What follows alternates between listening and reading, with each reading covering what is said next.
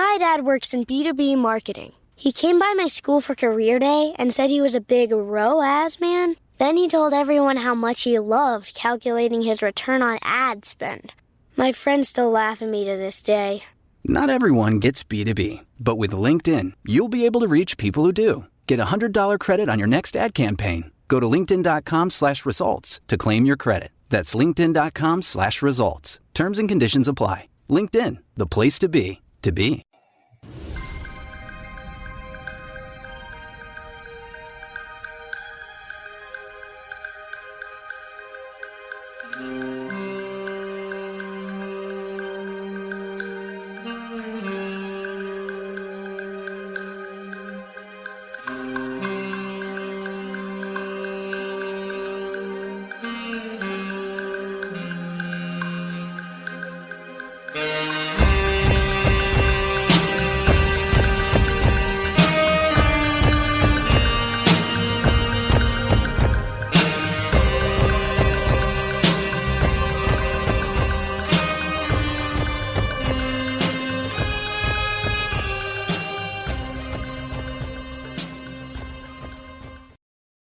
Hello, Mavs fans. This is going to be a quick one today. I am here by myself, as you can see. I'm Kirk Henderson, editor at Pod Maverick and MavsMoneyball.com. Thank you so much for joining me. It's, Sunday afternoon. It's about 5:15.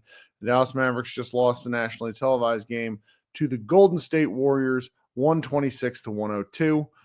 Josh had plans for today, and he's obviously helped me out a lot the last couple of weeks as things have been goofy in my life. So I figure we'll have a short show here and then get on with our day or evening, whichever part, whenever you're listening to it. On Tuesday night, the Mavericks play the Lakers.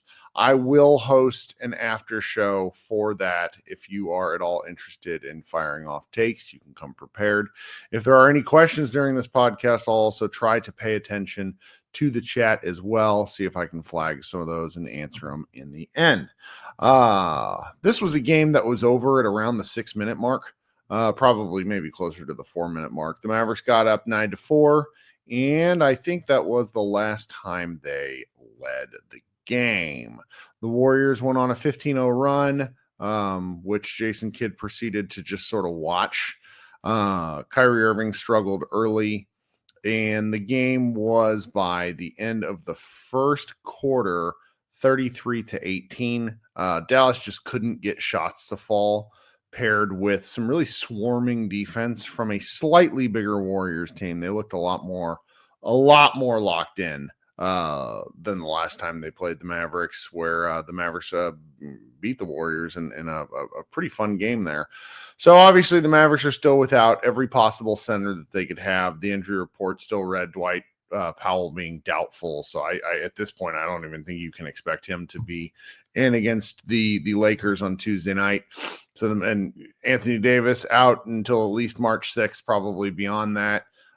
We don't have a firm update on Daniel Gafford, whether his is a grade 2 or a grade 3 MCL tear or sprain, whatever you want to call it.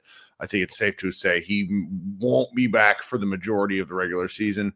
Derek Lively is a bit up in the air as well. So first quarter went a certain way for the Mavericks, and they just, kind of proceeded to slightly get rather pummeled. Kyrie Irving missed all his early shots. And, if you've been paying attention to the way the Mavericks have won the previous games that they've won since the trade, it's been heavy doses of Kyrie Irving and then a strong performance from Max Christie to bolster out whichever other players were performing for Dallas. And this afternoon against the Warriors, there were, let me see here, just kind of strumming through the just the box score here. Jaden Hardy shot over 500. Omax shot 50% from the floor. Dante Exum shot 50% from the floor.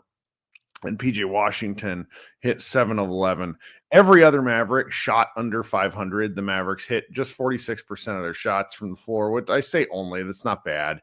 They hit 41% from three. That's really been their recipe lately in terms of beating teams. The Warriors hit 12 of 40 versus the Mavericks hitting 13 of 32. So the Mavericks actually outscored the Warriors from the 3-point line. The Mavericks did, however, have 18 turnovers to the Warriors 10. And that was where the game started to get out of control for the Mavericks, and they just were never really back in this game. It was very peculiar to see Kidd wait that long, at least in the first quarter, to call a timeout, because you would hope that he'd try to find an easy play for his best player in Kyrie Irving. That never really happened. There was some frustration from Klay Thompson. Klay got fouled on a 3-pointer. I think that was in the second quarter. It was a clear foul. The lady ref who missed it, the chat's talking about it. She's not particularly great and missed like basically a really obvious call, which Klay then, I tell this to my kid all the time. It's you can't let one bad call affect your play. And Klay's play went downhill in a hurry following that. He picked up a technical on the next play. Draymond was taunting him. It was just sort of, it was a little bit of a painful performance for Klay in 25 minutes. Didn't do much of anything. Scored 11 points, two boards, 2 assists, 2 steals. But the turnovers that he had were kind of the, oh my God, what is happening variety. And he was really forcing the action, I think, trying to get a foul call. The Mavericks, it felt like for much of this game, could not get foul calls. It evened out towards the end, but for a significant portion of the game, at least in the first half, they only shot 2 free throws. That ended up really, really beating the team down. And it was one of those things that ended up, sorry, my baby just tried to walk in and join the podcast.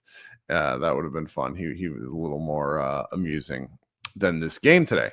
So by halftime, the Mavericks, closed on like an 8-2 run, which really helped, make the game feel better. But for a significant portion of that second quarter and first half, they're down by double digits.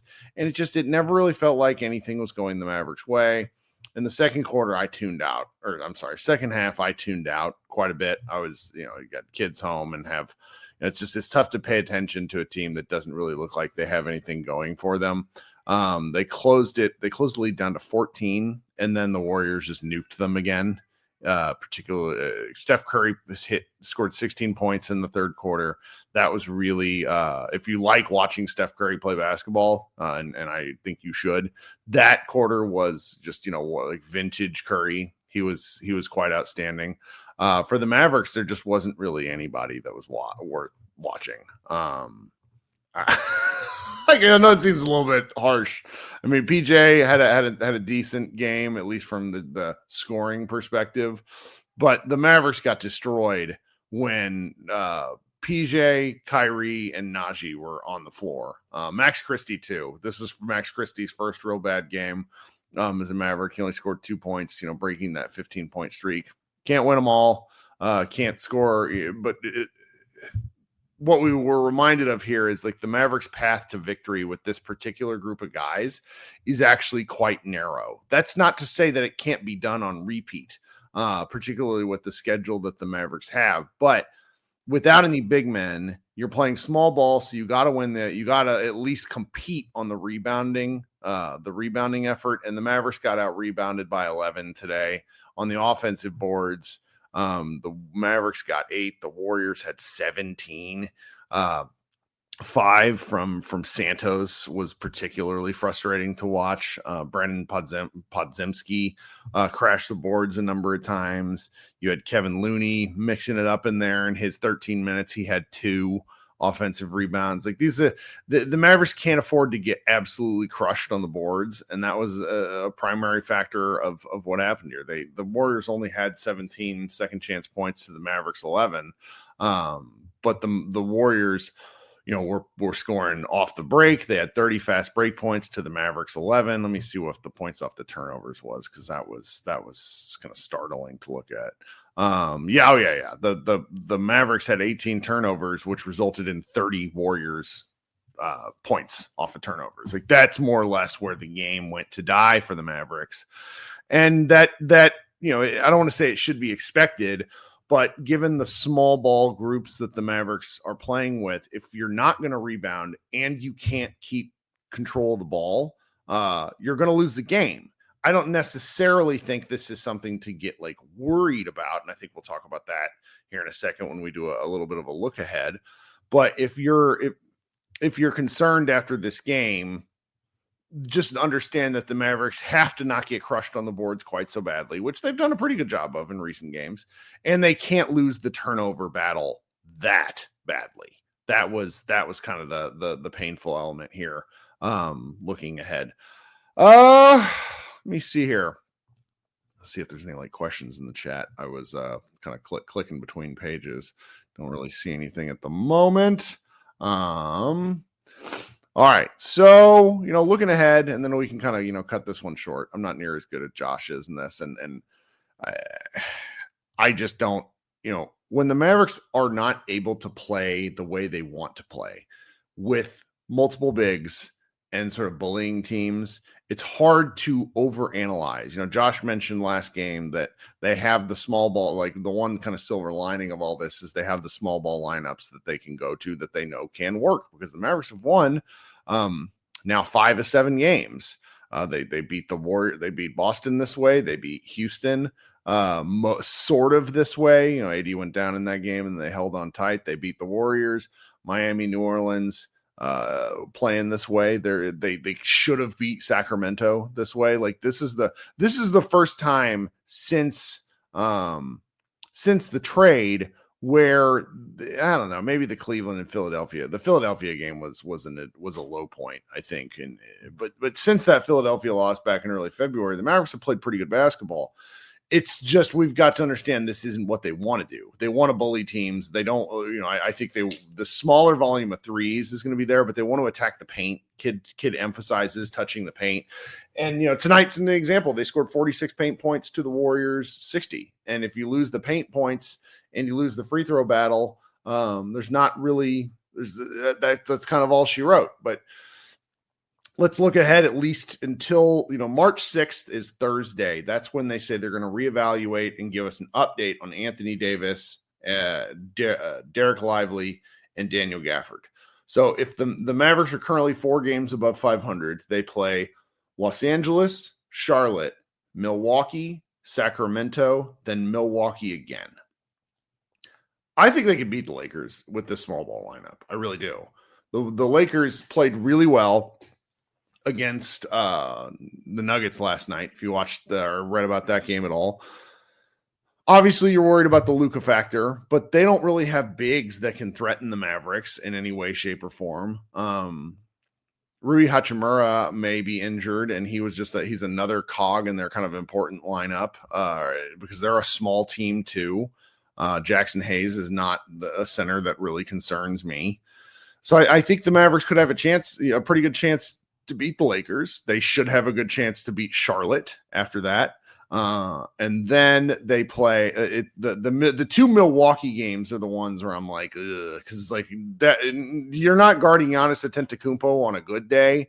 You're definitely not going to guard Giannis Antetokounmpo, where the best player to guard him on the Mavericks is probably PJ.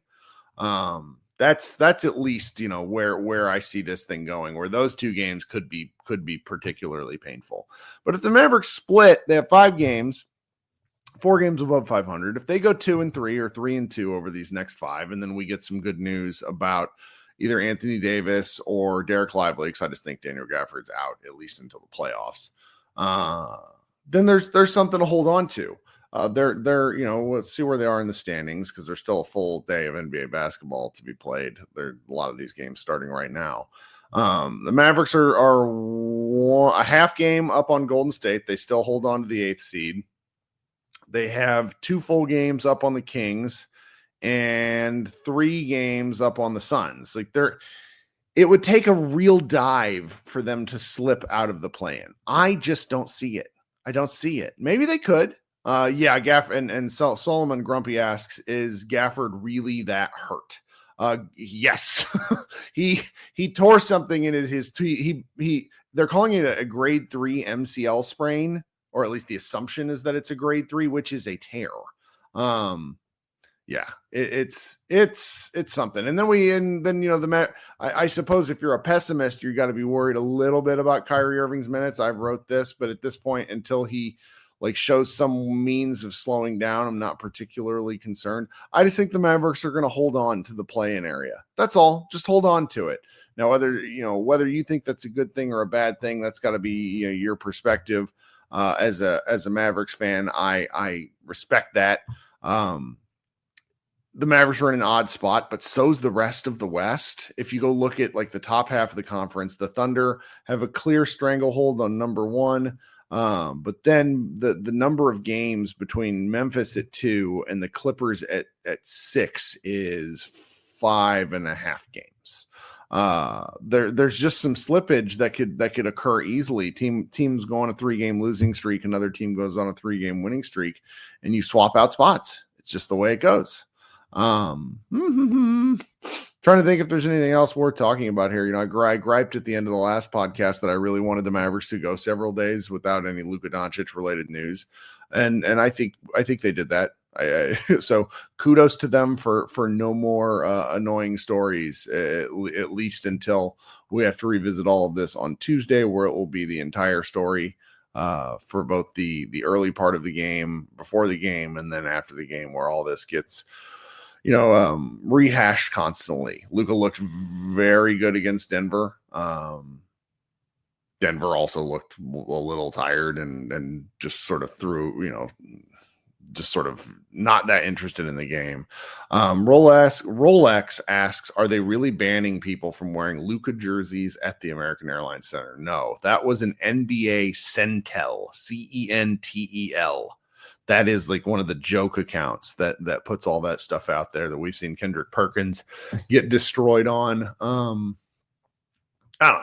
This is a fun one. Get ready for Tuesday here. Thank you so much for spending some time with me. I apologize for not being as good as Josh about this. We'll see if anything occurs in the next several days. That'll be news of note. I would like to see Dwight Powell maybe come back from injury just to give the Mavericks another body. But otherwise, I just look for everybody to bounce back and play a little bit better, just a little bit better. That's all you can really ask for, because this was sort of the crash game that we had been wondering when the small ball Mavericks were going to run into. Thanks so much for spending time with me. Talk to you everybody soon. Have a great start to your week. Go Mavs.